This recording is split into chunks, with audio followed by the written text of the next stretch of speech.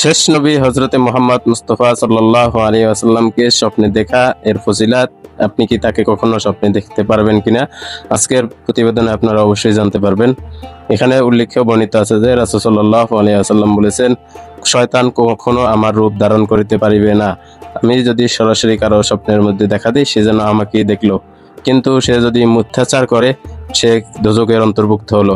কেননা মিথ্যা বলা, তাকে দেখার স্বপ্নে দেখার তদারকি কি করিলে আপনি তাকে স্বপ্নে দেখতে পারবেন, কি করিলে আপনি সরাসরি সাহাবীগণ তাবেগণ তাবেগণ তারা সরাসরি রাসূল সাল্লাল্লাহু আলাইহি ওয়াসাল্লামকে দেখেছেন, এবং যারা না দেখেছেন তারা স্বপ্নে মাঝে মাঝে দেখতেন।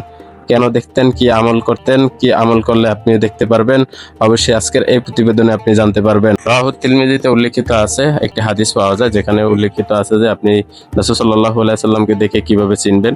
তার দাড়ি লম্বা ছিল, মিডিয়াম আকৃতির, এবং চুলগুলান ছিল কোঁকড়ানো, মাজার হাইতি ছিল, এবং তার স্বাস্থ্য ছিল সুঠাম দেহের, বেশি মোটাও না বেশি শুকনাও না, মিডিয়াম আকৃতির।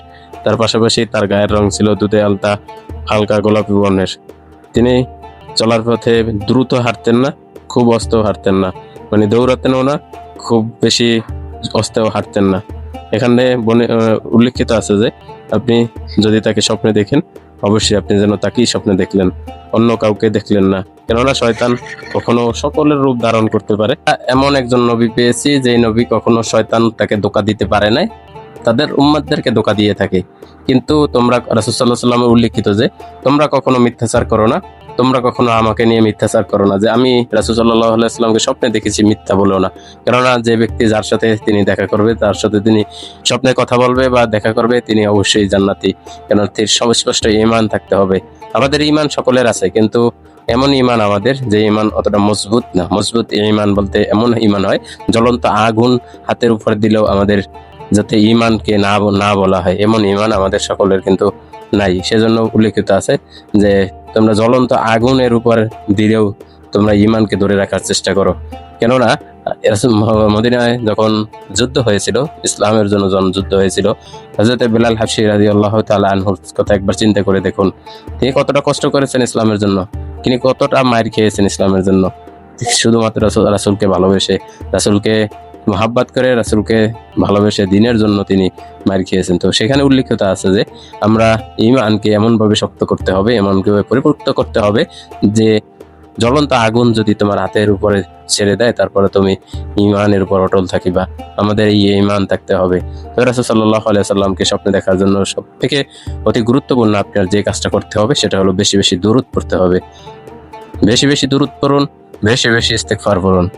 অবশ্যই দুরূদের মাধ্যমে তিনি যখন সোনার মদিনায় শুয়ে আছেন, আপনি যদি একবার দুরূদ পড়ে তাকে সালাম দেন অবশ্যই তার কাছে পৌঁছে যাবে। একজন উম্মত যখন বারবার ডাকবে তখন তিনি সাড়া দিতে বাধ্য হবেন। এখন আল্লাহ তাআলা বলছেন যে তোমরা আমাকে ডাকো আমি সাড়া দেব। তেমন রাসূল সাল্লাল্লাহু আলাইহি ওয়াসাল্লামকে আপনি যত বেশি ডাকবেন তত বেশি সাড়া দিবে।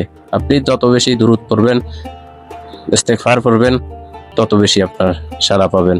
কিন্তু শয়তান কখনো আপনাকে ধোঁকা দিতে পারবে না যে তিনি রাসূলের সুরাত ধরে এসেছে। কিন্তু বর্তমান সময় কিছু মানুষ শয়তান আছে যারা মিথ্যাচার করতে চায় যে আমি রাসূলকে স্বপ্নে দেখেছি, আমি রাসূলকে স্বপ্নে দেখেছি। হাদিস মোতাবেক বর্ণিত যে তার শরীর স্বাস্থ্য কিভাবে থাকে সে বিষয় সম্পর্কে উল্লেখিত আছে যে তিনি যখন কাউকে সরাসরি দেখাই দিয়ে থাকে সে যেন তাকেই দেখলো। তা নিয়ে সে যদি মিথ্যাচার করে সে যেন দোজখের অন্তর্ভুক্ত হলো।